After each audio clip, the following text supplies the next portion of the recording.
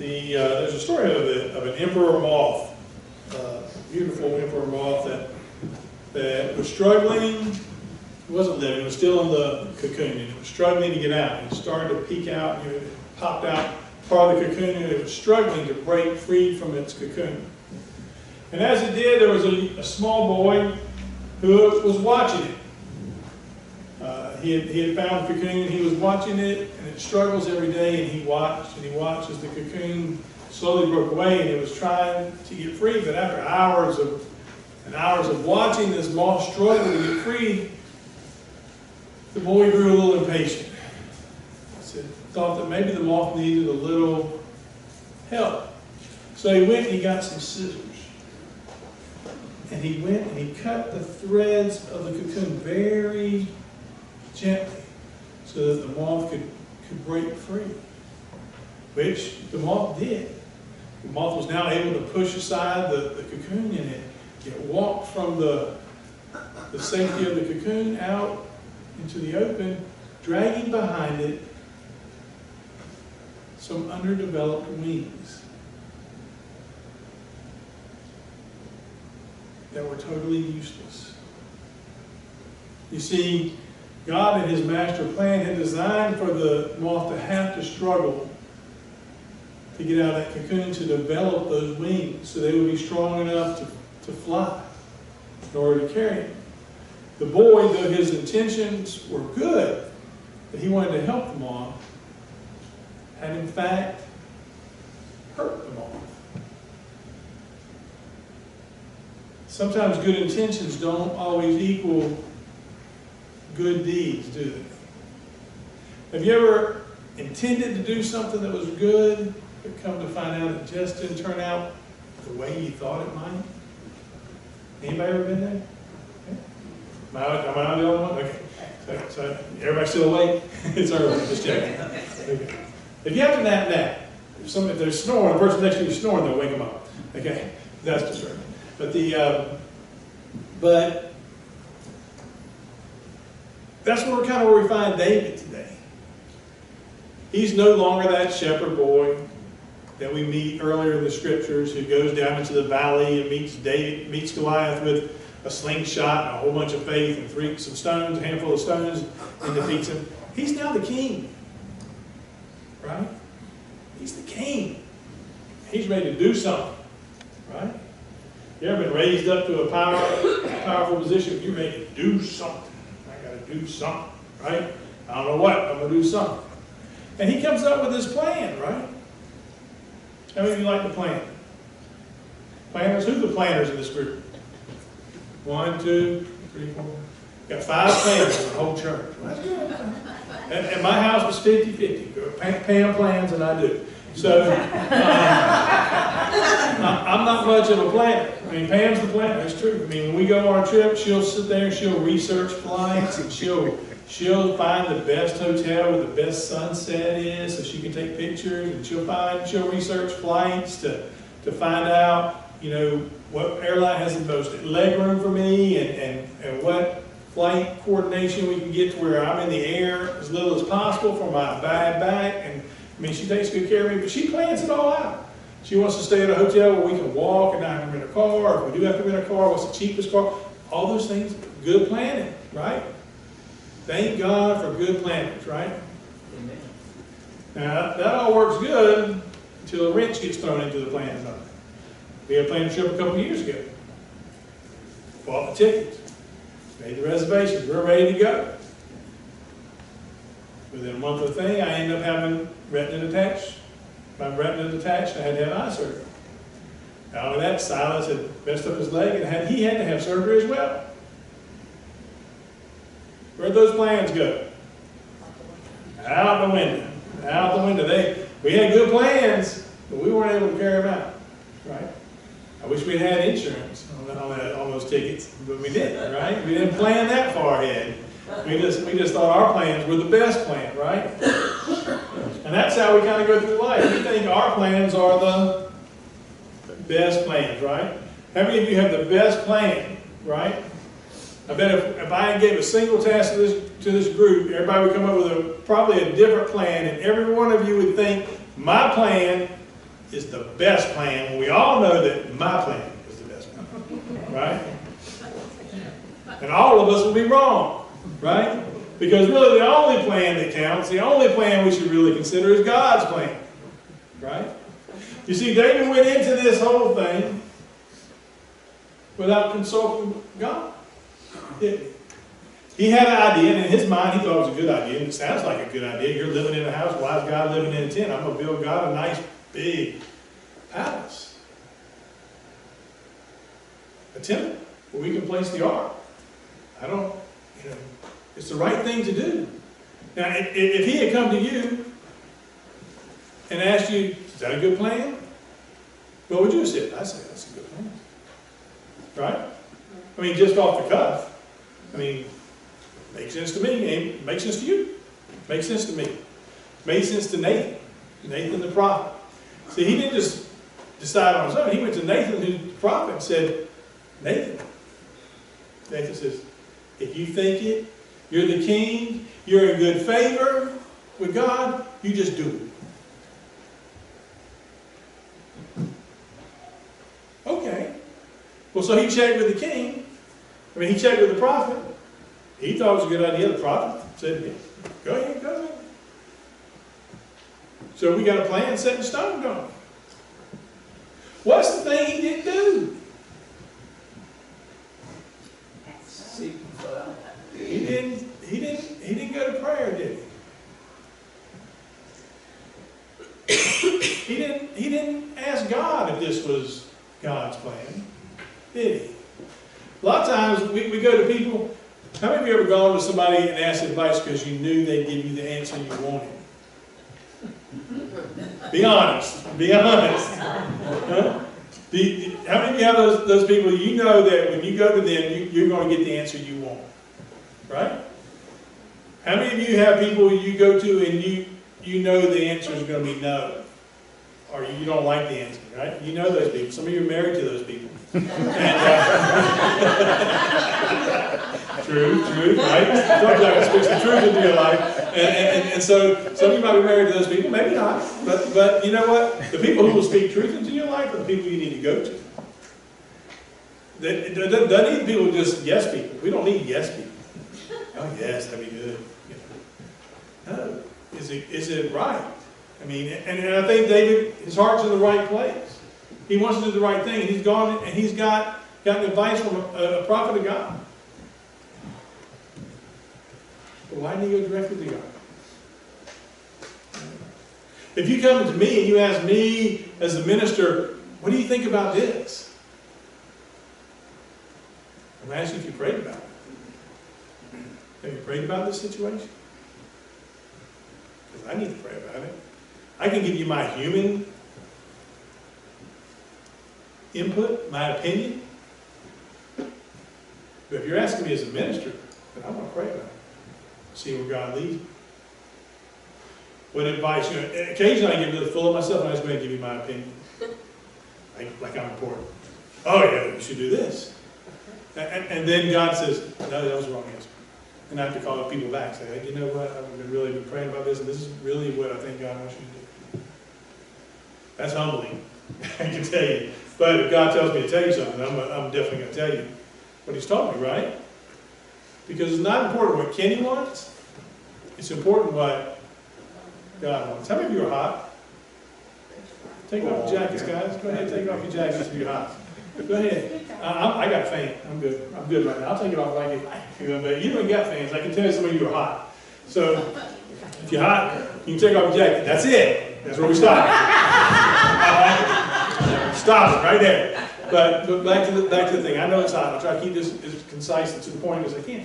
But the point is that how many of you make decisions every day without consulting God? Let's be realistic. I mean, how many of you made decisions? I'm going to do a survey here. Now, keep your hand up. Once you raise it, keep your hand up. I want to see this. Answer the question. This is the question. How many of you ever bought a home? Car? How many of you bought a car? Selected a college? Purchased anything major? Over $100. All the time, right? How many of you had to choose a spouse? How many chose a spouse? She chose me. Or she chose you? But keep your hand up if you can click any of them. Okay? But you see, in other words, these are major life decisions that we make all the time. Now, how many, if you're honest, how many of you prayed about those things? Did you pray about your house? Did you pray, does God want me to have that car? Is this the right spouse for me? Is this where I should attend school? How many of you wish you had prayed before you made that decision? Don't answer that. Put your hands down. Put your hands down. I don't want to get anybody in trouble. But reality is that we should. Those are daily decisions, you know. And I can tell you, like, if we go out, being honest, you know, a couple years ago we went through a thing where we bought some electronics where we needed TVs, and we got a computer and stuff. And I wish I could say, well, you know, I prayed about that before I did it, but I did. You know, I just figured if I had the money, then I was supposed to get it, and if I didn't, then I needed to pray for more money. I mean, because I wanted those things, right? And but that's not really the way it works. What I should have said is, God, does this fit your plan? In all honesty, as I look back and I looked at today's scripture and I looked at it, I said, you know, I need to find out, does what I do in my daily life fit God's plan? Am I trying to fit God into my plan? Or am I trying to be reconciled to God's plan? And there's a difference, isn't there? I mean, we joke about it, and I can sit here and make jokes and talk about it, but the reality of it is, the cold hard fact of it is that we need to be seeking God's will in our life so God can work around us, in our midst, but most importantly, that He can work through us to accomplish what He'd have us to do. You see, God's got a plan for each of you. It doesn't matter how old you are or how young you are. It really doesn't. He's got a plan for each of you. He knew you before you were born. And what we need to do, and what we find people in the Bible, in the New Testament, we see a lot, is that people trying to reconcile their plan to God's plan. Paul writes about it a lot. He talks about when, and you see it in his letters when he writes to the church in Corinth, and later in Acts he's writing to the church in Ephesus, talking about coming and visiting these. But he says, I hope to see you soon if it's in God's will. Right? In other words, if that's in God's plan, I hope to be with you. But if it's not, I ain't going to be there. Right? Even Jesus, when he prayed in the garden, right? And the burden was upon him of what faced him in the hours to come. And the cross, and the pain, and the suffering. He said, you can take this cup from me, but not what? Not my will, but your will. You know, if we're followers of Christ, then we're supposed to seek to be in God's will. And the question is, do you do that? And if not, why not? Have you just never thought of it? Sometimes we just don't think about it. So I'm asking you to think about it now. As you make small decisions, big decisions, all decisions, do you seek out God's guidance through prayer? Or you just say, I'm going to do things my way, God. If you want to join me, join me. I'm not a planner. That's not a good plan. Okay, I'm not an expert in that, but I can tell you right now, to do it your way and ask God if He wants to join you, not a good plan. It's not going to ever work out the way you think it is. But then, how much of life doesn't work out the way we thought it would? Right? Let's be real here. How many of us pictured our life going exactly the way it's gone for as long as we can remember? Right? That's I got a seat for you right here. I do. I want to see what that looks like. I don't know anybody like that. I don't know anybody like that. And I meet people from all walks of life every day. I don't know anybody where things go exactly the way we want them to go. So the question is that who's better to direct your path? You, who sees the wall in front of you, or God, who can see the whole maze?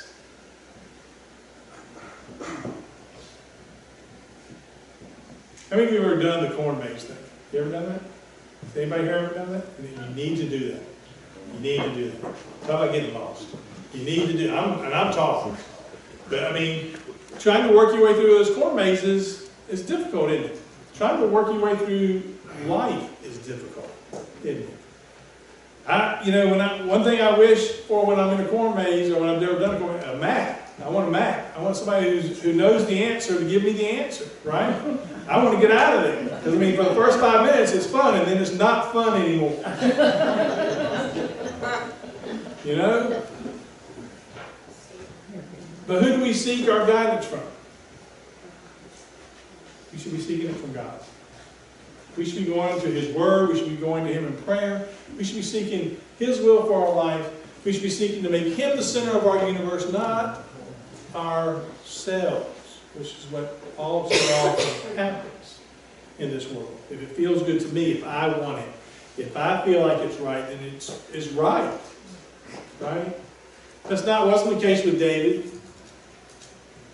He had a good heart. I'm not saying your heart's in the wrong place. I'm not saying you're a bad person. I'm just saying you may not be connected with the plan that God has for your life.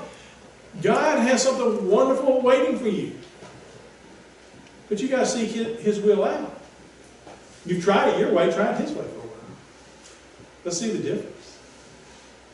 You know, when God called me to ministry, that wasn't my plan. A lot of times God's going to call you to uncomfortable places. Things that you that's when you know it's God. When God asks you to do something you definitely never wanted to do or never wanted to try, that don't come from you. It's like, I got a great idea. Why don't you get up there and talk in front of people? Yeah, no, that was never my dream. That has never, ever been in my dream. But it was in God's plan. And if it was in God's plan, then it should have been in my plan. It is in my plan. Obviously, I'm here and I'm speaking to you. What I'm saying is, He's got a plan for you too. Sometimes it's going to seem a little uncomfortable at first. Sometimes, when He called Abraham to go to a land he didn't know, to pick up, that had to be a little uncomfortable, don't you think? A little uneasy, right? But it ended up well, didn't it? When He called David into the valley to face Goliath, I'm sure that was just like cotton candy and unicorns, right? Everybody wants to face a man twice their size with a slingshot when he's got a spear and a shield. No, it's a little uncomfortable sometimes, but you go into that valley and you go into that land far away knowing this, that where you're going, because you're called, God goes with you. And there lies your faith. And there lies your hope. And your trust.